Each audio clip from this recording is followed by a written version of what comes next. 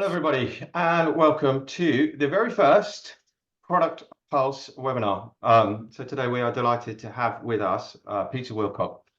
So Peter is a CEO, coach, advisor, podcaster, general good egg, and ex-COO of Virgin Media. And today Peter has very kindly given us an hour of his time to come and talk to us about developing your fundraising narrative and selling your story. Peter, thank you very much for joining us. Pleasure, John. Yeah, I hope that intro was okay. Perhaps you want to just give us a little, fill us in a little bit more on yourself and what you have done and what you do.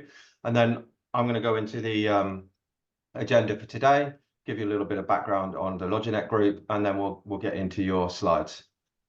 Okay, so we're talking about fundraising, and I had an interesting journey with what I like to call a business that nobody'd heard of, selling product nobody wanted, and the business is valued at 140 billion today. That was Comcast, who came to the UK with a plan to sell a telephone service, lots of TV channels that nobody wanted, and then they decided that wasn't a good idea in the end.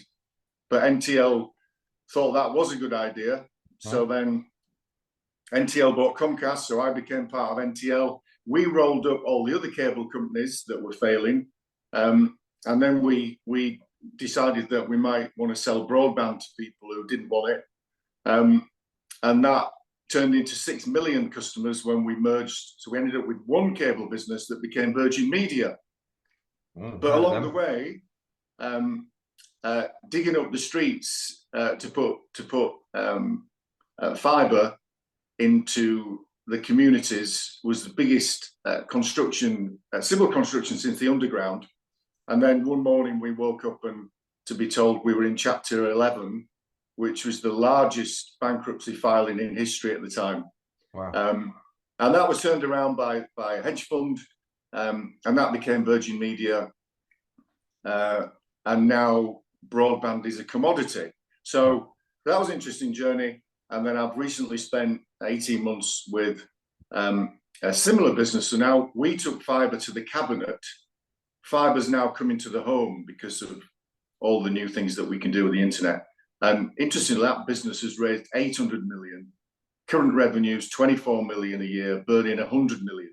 So the whole, is a business viable, and raising money is just such a fascinating subject. Currently, I'm in two businesses that we're raising money for, two completely different businesses. So it's a good topic, and I've got some scars to prove it. Oh, fantastic, and that's what we want. And we in a funny kind of way, the scars is what makes it interesting, because a lot of the people here and who will be watching the recording of this will kind of be fundraising, and they like to hear the story and the scars as well, because things don't always go perfectly. Okay, so Peter's gonna, just a quick agenda for today. So Peter's gonna go through his presentation, sell the story, talk about what you've just discussed, and in a little bit more detail. And then we'll have a quick panel discussion. I might fire some questions at you myself. This is just a loose running order, everybody. And if everybody who's attending, if you have any questions, pop them in the Q&A, so that Dory, our marketing assistant, can kind of get a schedule of those questions at the end for the Q&A at the end. And it might be that given the participants numbers that we have, we extend that Q&A part at the end, actually, to just allow more of a collaborative discussion, because I think that might be fun, because I know a lot of people will have some questions around the fundraising, do's and don'ts, pitching, maybe getting in with investors, whatnot. So without further ado, I'll just give everybody a quick background on LogiNet. So LogiNet is who's putting on this webinar series. Well, this is going to be a series, and the whole series is going to be geared towards digital product development, because that's what we do. We are a software partner, and we help people build, grow, and scale digital products, whether that be mobile apps, web apps, digital products, e-commerce stores, the works. We have 90+ designers and developers at LogiNet. So we know how to build and we know how to scale. You know, some of our clients are quite large clients. We have Garmin, Auchan in Hungary and Poland. And also we have startups as well. So one of our startups is here today. I know David's here. And building the Uber for private jets, as it's called, as amongst other things. So we know how to take products to market. We do minimum viable product. We give you product teams if you need to. So if you're a scale up and you've kind of raised money, which hopefully some of you will, we can then implement teams for you to allow you to scale up very quickly. So if anybody wants to talk about their product with me after this, or ping me a message, it'd be great to chat. Also, you know, as part of this Product Pulse, you know, Scaling Ventures webinar, we're going to be bringing in VCs, we're going to be bringing in other product people as well. So, you know, we're really lucky to have, you know, Peter to kick things off and get us off to a great start. And the whole thing about this Product Pulse is us kind of adding value to the community and enabling people to, you know, build the best products they can from a position of learning. There's a lot of conflicting information out there on LinkedIn and blogs and everything, and we're trying to sort of cut through the noise a little bit and bring some actual practical advice to people. So, and also if anybody has any product related questions for myself during this webinar, please feel free to reach out, you know, because sometimes the product and the investment can go hand in hand. You know, do you need a product before you get investment? And what do you do when you've got the investment? What should we be building? Should we be building with no code? Should we be building with code, etc., etc.? So sometimes it can go hand in hand. So again, it doesn't necessarily just have to be fundraising questions. It can be product related. So that's enough sales and rambling from myself. Peter, I'm going to hand over to you now. And I'll let you kind of sell your story and talk us through the fundraising journey and how you're making the complicated simple. Over to you, Peter. Okay, so to your point, John, I wanted to talk about something that was practical instead of lots of kind of bullet points about, you know, words that nobody remembers afterwards. So I call this the box theory, and I think it applies to lots of different things. And to you also, it's quite simple to grasp this and even, you know, get a sketch pad and just copy it today. And then as a whiteboard session, I think it's really useful to use simple diagrams rather than lots of words. So I've got a series of boxes that I think is a good practical way to figure out what you're trying to do and test whether it works or not. So if we just move on to the first one. So the start point is, I think with a business is what is the purpose? And often this isn't clearly defined. It tends to be, you know, well, we want to scale this thing. What does that mean? And we want to be market leader. Often, and people have said this to me, you know, we're one of the biggest in the UK. And you go, okay, who's the biggest at the moment? I don't know. No. Okay. You know, what's their turnover? What does it mean to be biggest? Right. Does it matter if you're biggest even? Maybe being 200th is good enough. Yeah. So I think the purpose, and it's interesting to get a team around the room and go, okay, what is the purpose? And it needs to be clearly defined, and usually one sentence, which, you know, could be within 3 years to get to 300 million EBITDA and exit is a purpose. And rather than... So would that be like an ask? You know, because a lot of people say, don't forget the ask, or is this slightly different to an ask? This is about why are you here? Okay. And I think you need to define it as a startup, even as an existing business, because, you know, how does the team know what the point is if it's not clearly defined? Sure.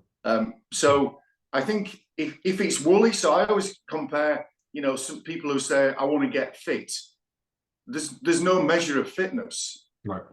But I want to run a marathon at 2 hours, 42 minutes by July. is a completely different message. Yeah. And that to me is the difference between a purpose and a load of goals or ambitions or dreams. So, test it, and people listening to this, is that purpose clearly defined? Yeah. Or is it, I want to get fit?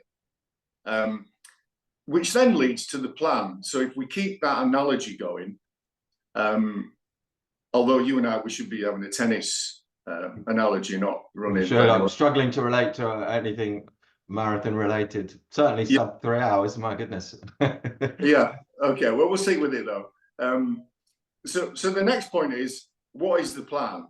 Which is part of the purpose. So, if we go back to, I want to do a marathon in July in 2 hours 42, then what is the plan? Well, it's to do 5K every night, to not eat this. It's a real drawn up thing that says, okay, that defines the purpose. And again, often there isn't really a plan.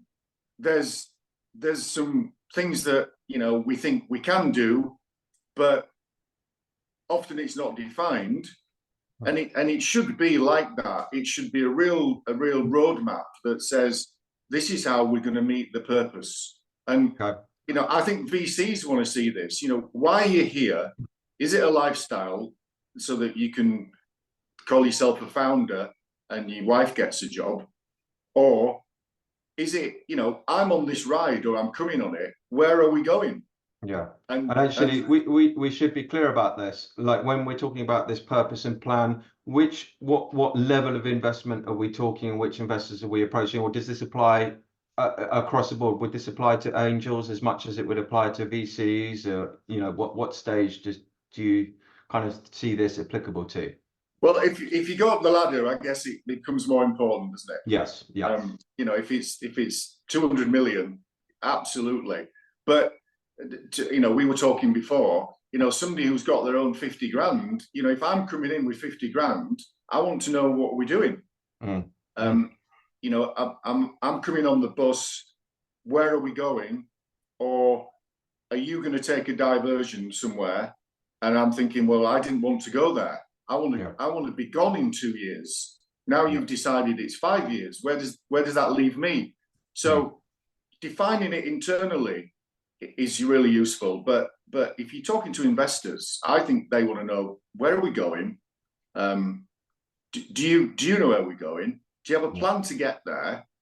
And then the next box is the action, which says, okay, if it means that we need 20 clients in the first 6 months, that's the plan to hit the purpose. Well, how do you get 20?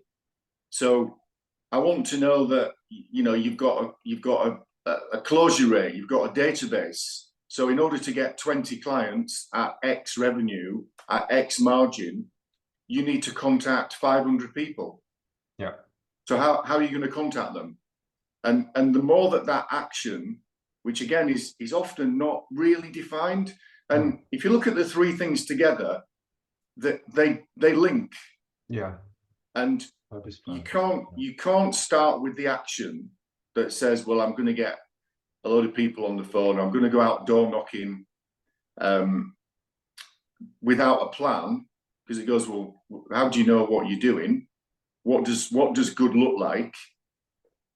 And then what's the point of the plan unless you've got a purpose? So for me, I think if you've got 50 people or 20 people working for you, I think it helps internally if those boxes are defined and everyone can articulate them. Where are we going? And if I'm going to come and invest, the more defined those boxes are, the more chance you've got. And as we know, it is like a dating game, investment. And often it's a lottery. So you're trying to sort of put a sieve in place that says, well, the more I've got things defined, I don't want time wasters. And as an investor, I don't want you wasting my time. Yeah. So for me, that's the start point for a business, whether it's new or scaling. That is that's a great start point, and a lot of people talk about, you know, the sales aspect and how it's kind of often overlooked from a kind of a founder point of view, and I guess that points to the action point and actually knowing what it is that you have to do to kind of drive the business forward beyond just building out a nice product. Yeah. Okay. Okay. Yeah. So then, speaking of which, Yeah, that was not intentional actually, but there we go. now we did this all day yesterday, didn't we? Yeah. No, we didn't. So that's the sort of foundation bit. Now, this is the interesting bit about how I think people think. So, obviously, there's a product. Now, I guess when we get to the end of these circles, I'm at the far end. So I care less about the product than most people. Right. I find that people are mostly obsessed about the product. So if you go to events or people are pitching, it's always the product is the main thing, and it's always, you know, the best. It's unique. The first thing that goes out is sign an NDA because I've got something that no one else has. Where do you sit on that, by the way? I don't really. Yeah. I think there's nothing that's unique, and if it is, then it won't be for long. Yeah. So does it matter? You know, the Tesla come out with an electric car, and it was almost the only one. Well, it won't be for long. So we then get back to well, what's different about the product itself, rather than it's the only thing. So I think there's an obsession about the product itself, which is okay, but I think the emphasis should be on other things.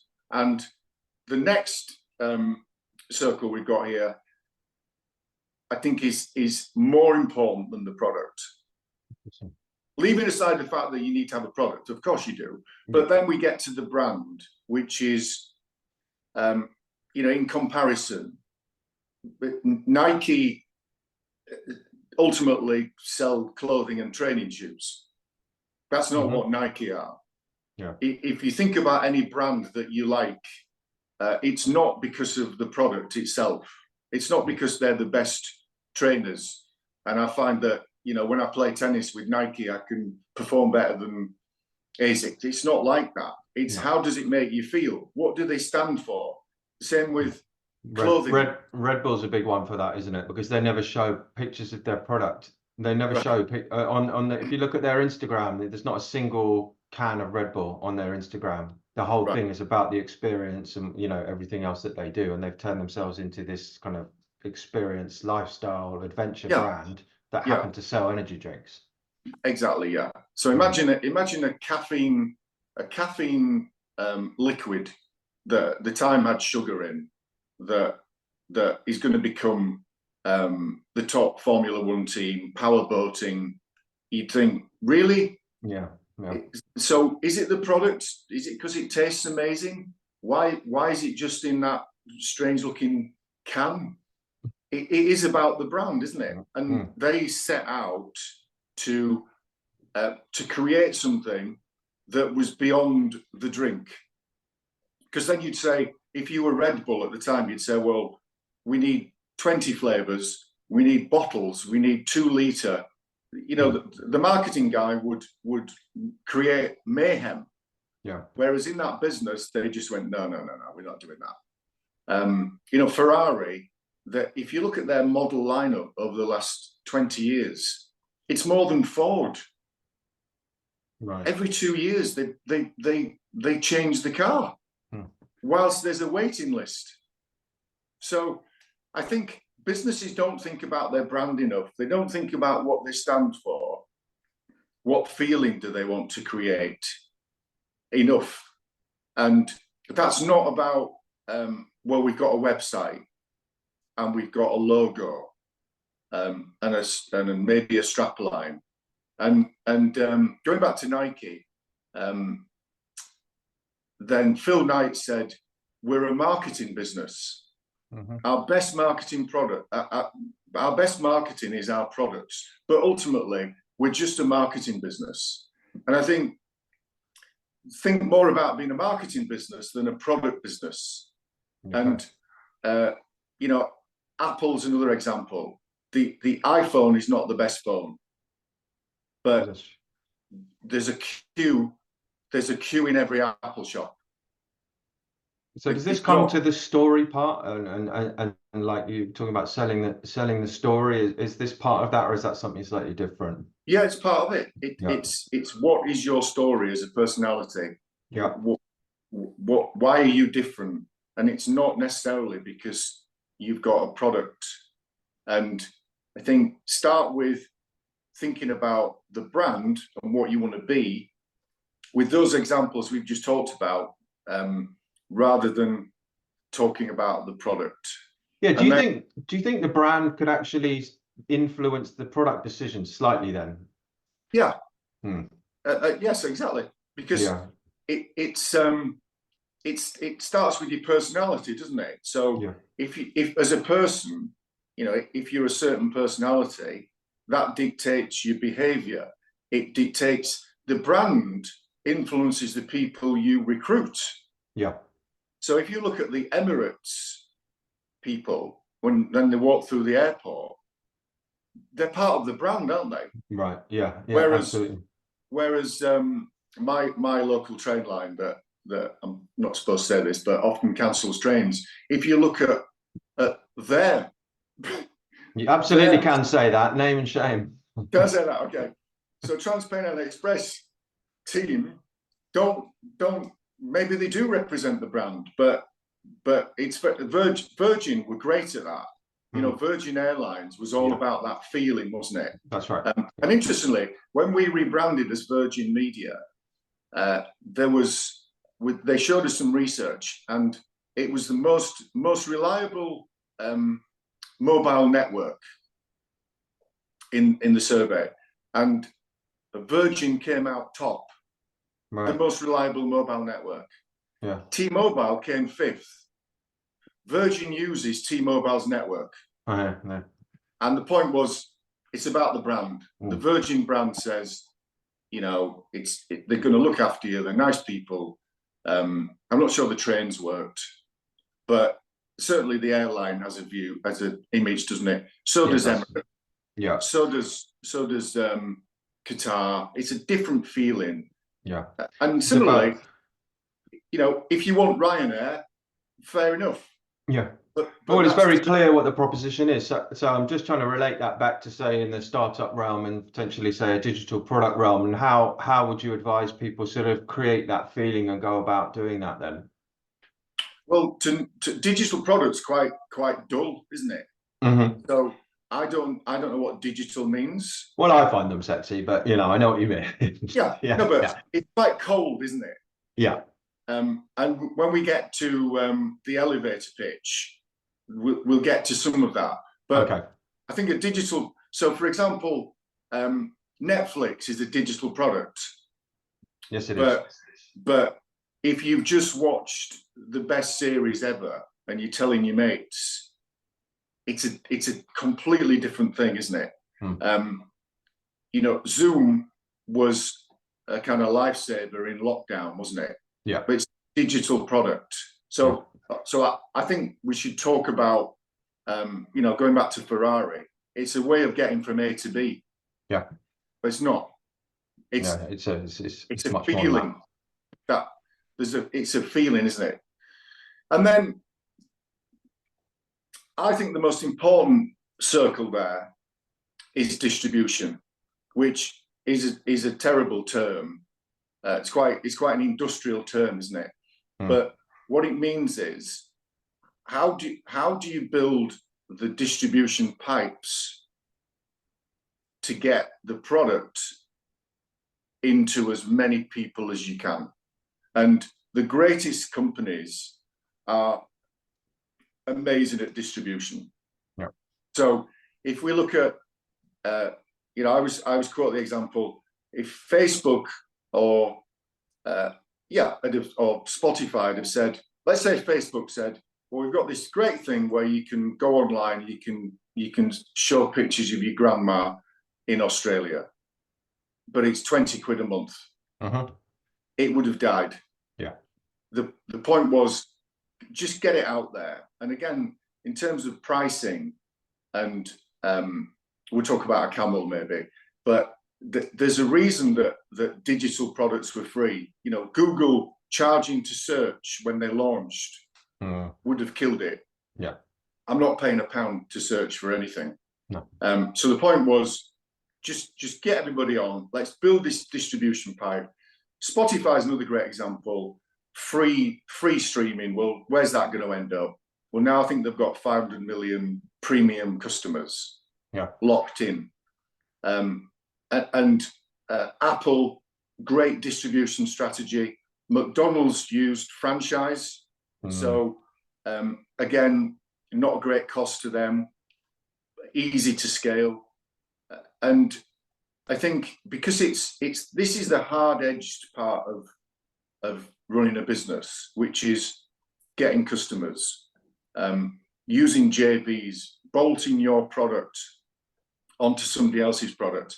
And in one of the businesses that I'm involved in at the minute, I'm saying we need groups of 500,000 plus in the network to bolt this product onto. And there's somebody came recently said, we've got this group, we've got 11,000 people. And I said, it's not enough. It's not worth it.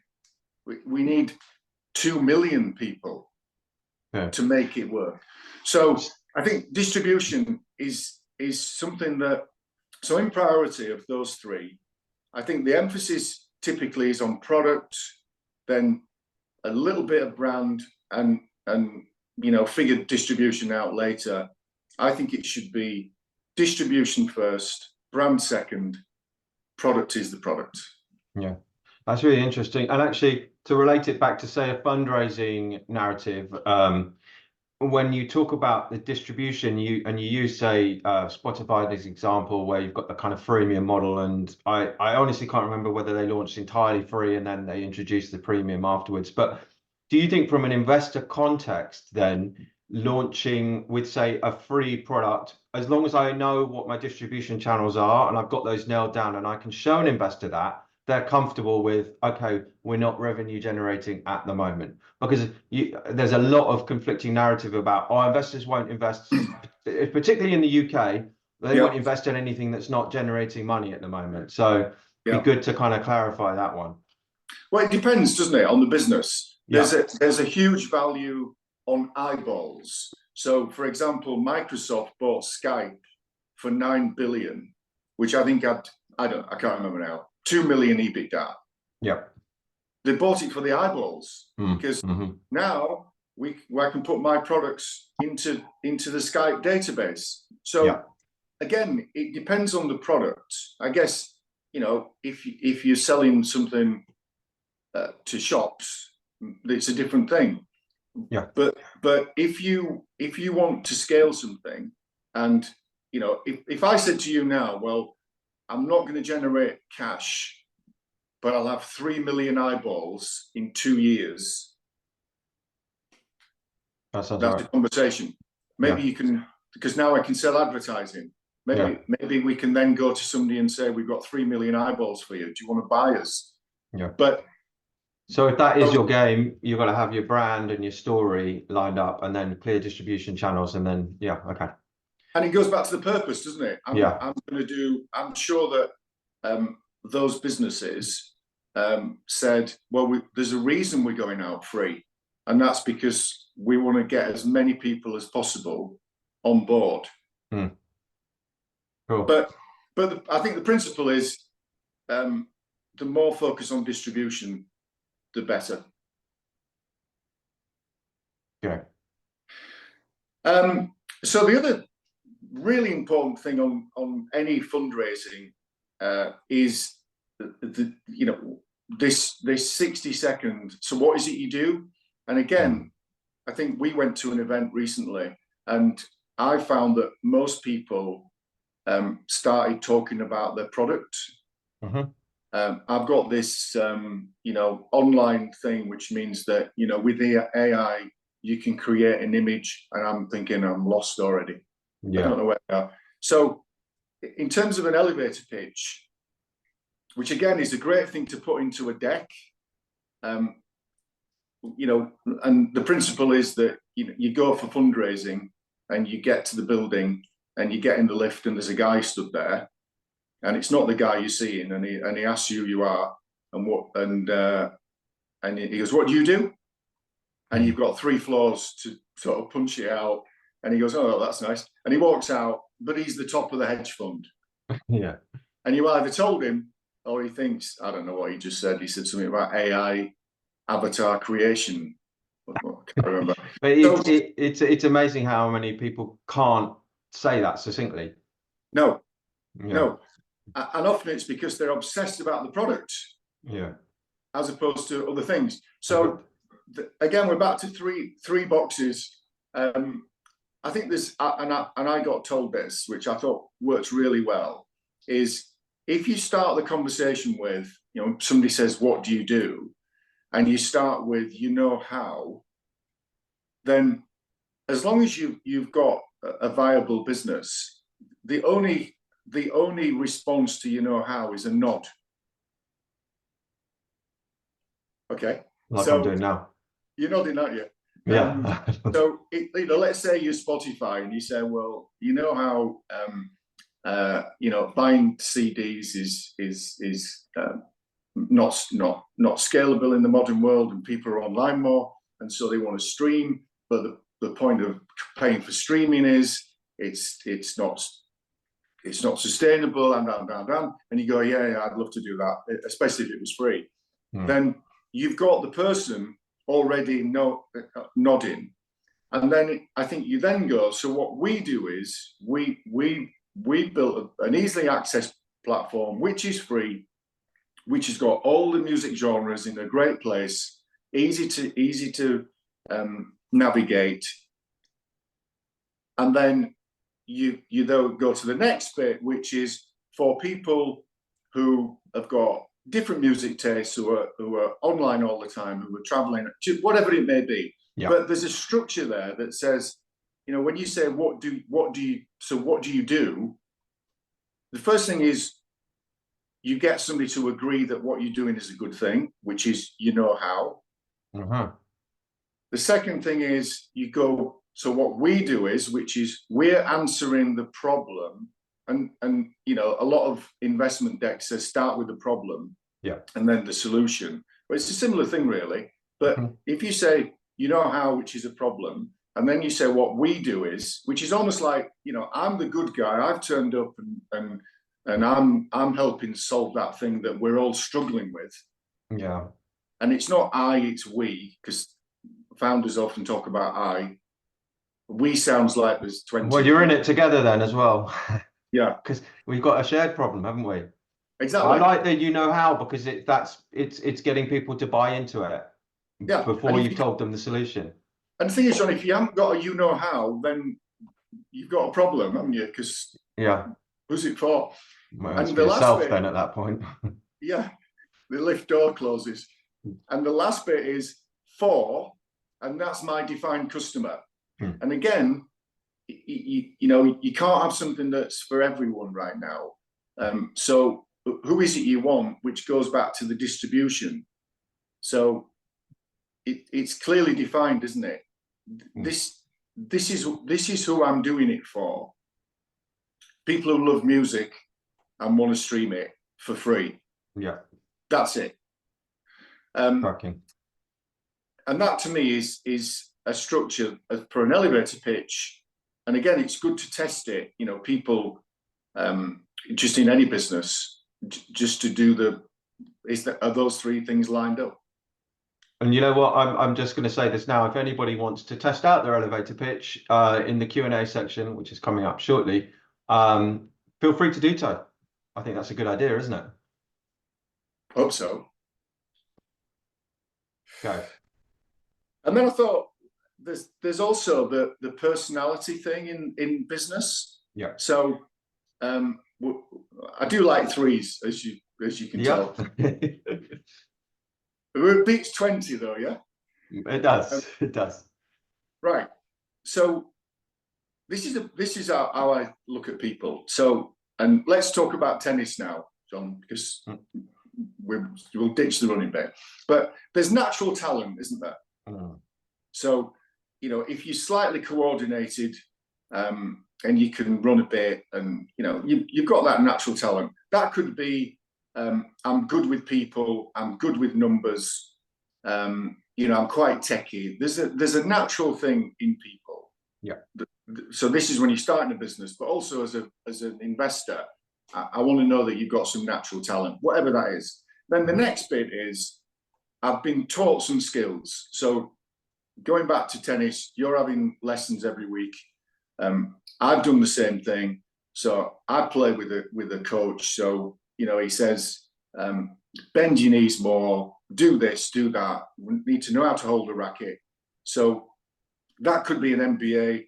It could be things you've taught yourself. So you build on the natural talent with some skills that you've been taught. Yeah.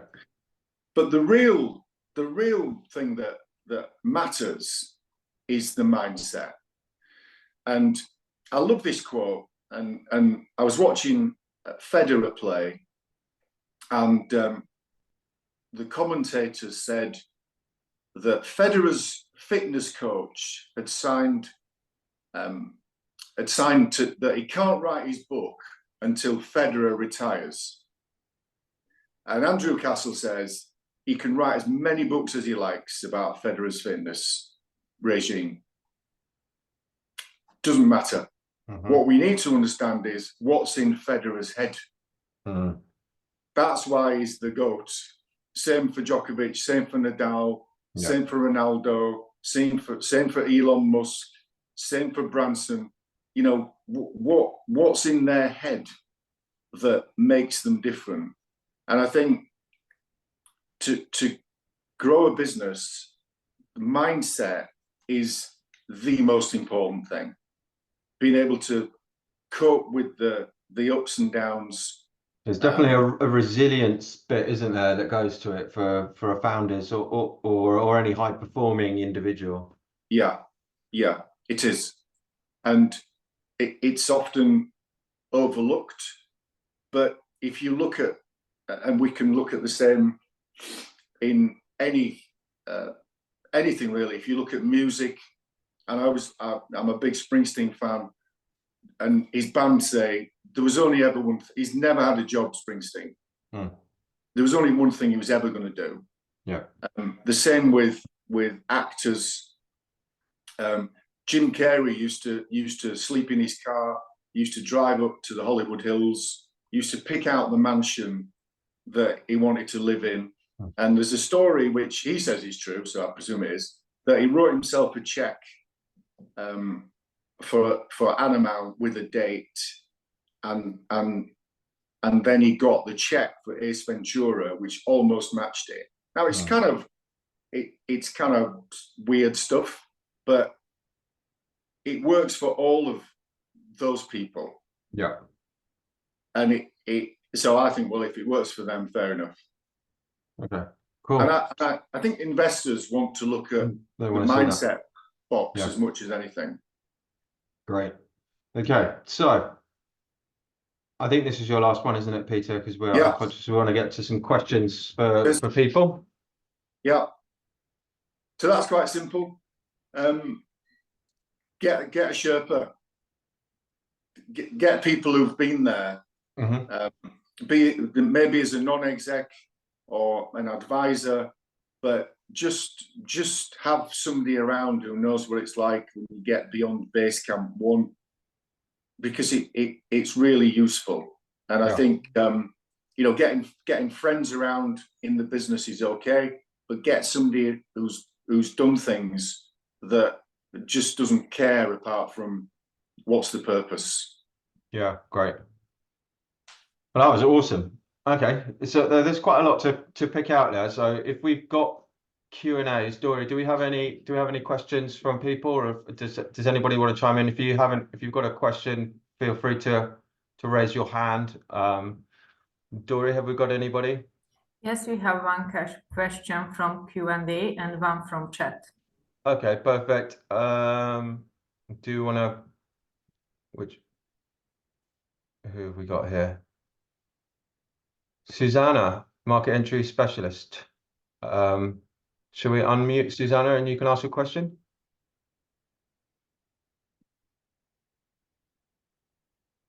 Or I can read it out if you like.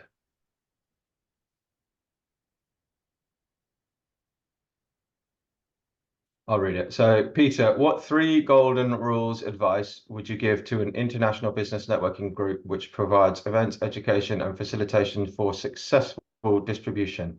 Thank you, Susanna. Wow. What was the question again? The question was, have you got any three rules? It doesn't have to be 3, but I think they picked up on the fact that you like 3. Yeah. Bits of advice would you give to a business networking group which provides events, education, and facilitation for successful distribution? So, I guess how would you help with distribution for an events and education business networking group? Well, I would stick to the 3 really. I would be clear about what the proposition is, which is the product. Yeah. So what's the value of talking to these groups? I would make sure that I articulate that I'm the authority in this. So why would I listen to you in the first place?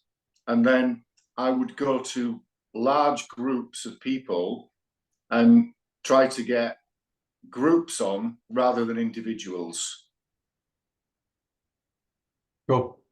Okay, that's great. I got one here from Gideon. I know Gideon. Hi, Gideon. Good topic. This raises an interesting point that I've been thinking about for ages, which is when startups should consider their brand and brand building, not the branding the brand. I'm convinced this is from day one and sounds like you might agree. So the question from this is, what tools can founders use for low cost / free to start their brand strategy and building their brand? Apologies for the long question. So I'll just repeat the last part. So, Gideon does helps with research and stuff like that from start, because I know Gideon from a startup perspective, and he's asking, when should founders start thinking about the brand? And it does sound like it's from day one. And how did they go about doing that and building that strategy? Any advice there? Well, I think it's so easy today. So let's go back to the purpose. So I think if that's defined, you could build your brand with AI in an hour. But you've got to be defined. And again, I think with AI, people think it does it for you, but it's about the prompts, isn't it? It's about the prompt, yeah. But if you say, well, I want to be the go-to person for research in this sector with these values, show me the proposition, then AI would do the start point for that. Sure. And then you can craft it. So I don't think you need an agency. I think you can do it yourself as long as you're clear on what you are. Yeah. So that goes back to your story, your distribution channels, your what makes you, and all of that sort of stuff. And like you say, you can then craft your brand around your story. Yeah, I was just thinking now, you could probably put those boxes into AI and say, with this purpose, tell me what the brand should look like. It's probably worth doing actually for everybody out there who's listening, and then see what it comes back and see if it lines with what you've already got, because it'll be quite an interesting exercise. Yeah, or say to AI, tell me the DNA of the world leading research company today, and why not copy some of what they've done? There we go. So I got one from Paul here, Paul Bugden. How important is an international distribution strategy? It depends on the product, doesn't it? It depends on. We're back to the same thing. It depends on the plan. Yeah, we might want to do you want to unmute Paul, and Paul can maybe give a bit of context to what he's talking about. Paul, I think you might be unmuted. Feel free to sort of ask Peter direct and give some context on your question, what your product is.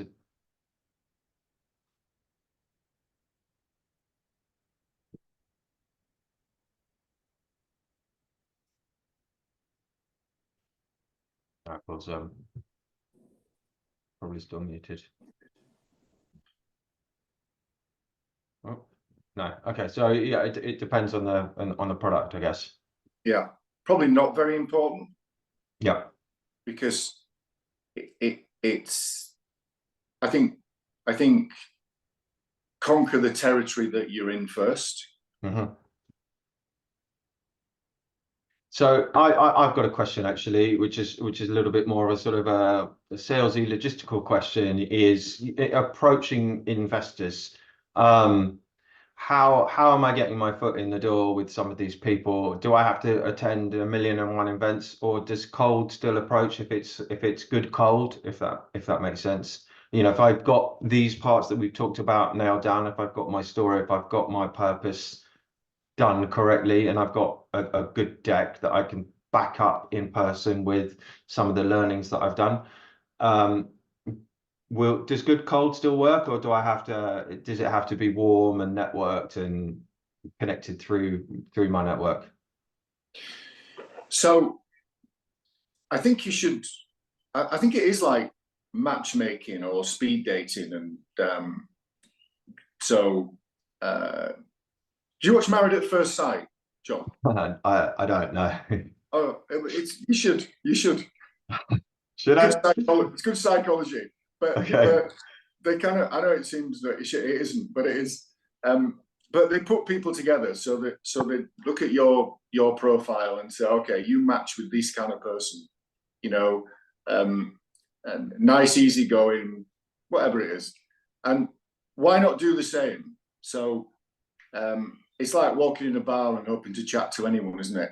So why not research the VCs that would be a best fit for you, and rather than putting it out there to anyone, why wouldn't you try and choose your partner, even if there's 20 of them? So it's definitely not a spray and pray, but a researched approach. And if you can articulate, I guess, the reason why you're a good fit, then that's all the better. Yeah, because often what happens is people looking for funding will talk to anyone, and so you then look needy, don't you? And then the VCs, they're kind of inundated with dates, and they go, not for me. So I know it seems like, is it more effective? But if you focus on 20 that you think are your match, rather than every time I go out to an event I talk to anyone, maybe it's more effective. Yeah. Okay, that's interesting. Do we have any more questions from people who are participating? Doesn't look like it. Okay, cool. I mean, it's been really interesting, Peter. I mean, there's a lot to pick apart here, and I think we'll do a summary of the event and some of your talking points, and we'll share this with everybody. Oh, we do have another. Yes, there will. Good question. Yeah. Someone was asking if there'll be a recording of this fab session. Well, thank you for calling it fab. I've enjoyed it.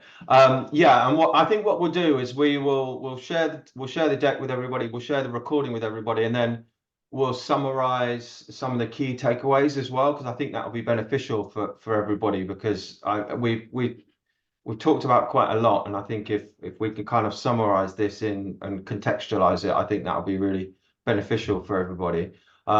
So thank you, Peter. I don't know if you have any parting comments or wisdom that you want to share with people before we go. No, just keep going. That's a good one. No, and I was going to tell you, I'll tell you another time, but I've got a story. A guy that was the CFO at NTL told me about his son one day, and they'd struggled to raise 250 grand, and then they raised 500 grand, and then the son said to his dad, my friend, he said, "You should come in as CFO." And he said, "No, I think that's a bad idea." And he said, "Why is that?" He said, "Because I think the CFO needs to sack the CEO." Right. And so they went on a journey, and they had a great. He turned up with 12 slides in the deck to the investors, and on the 12th slide, it said that basically the business was destroyed. You know, out of funds, insolvent, going nowhere, and one of the guys around the table said, "Why did you bring 12 slides? Why didn't you just bring the 12th slide?" Right? So there's chaos. Anyway, and he said, "Google it when you get home."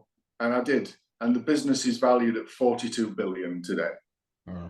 So just keep going. Yeah, there we go. That's a nice takeaway. Well, thank you very much, Peter. I've seen people saying, thank you for your great insights, and it has been, invaluable actually, and really interesting. So, like I say, we will share all of this and put together some of the key takeaways. And just a quick one from me. Our next webinar is on the 5th of June at 10 a.m.